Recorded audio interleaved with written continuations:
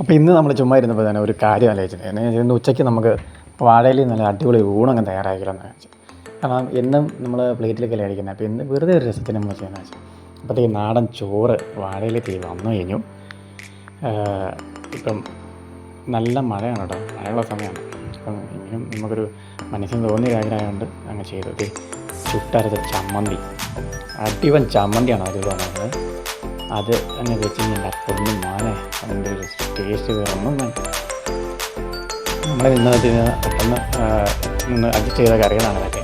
ഇത് പാവയ്ക്ക വറുത്താണ് പാവയ്ക്ക വറുത്തത്. അതായത് നമ്മൾ പാവയ്ക്ക വറുത്തത് പാവയ്ക്ക വറുത്തതാണ്. പിന്നെ ചുണ്ടും പയറും തോരനാണ്.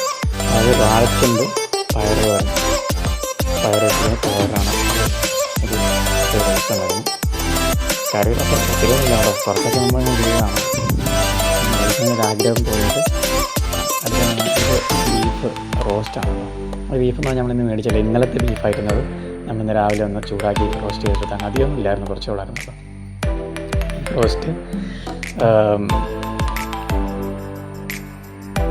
അടുത്തായിട്ട് ഇപ്പോൾ വരുന്ന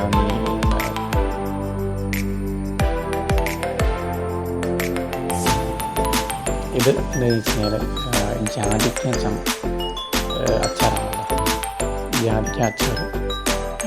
ഇത് മാങ്ങ അച്ചാർ. രണ്ടച്ചാർ നമ്മുടെ വീട്ടിലുണ്ടായിരുന്നു, അതുകൊണ്ട് നമ്മളത് എടുത്താണ്. പപ്പടം വേണം.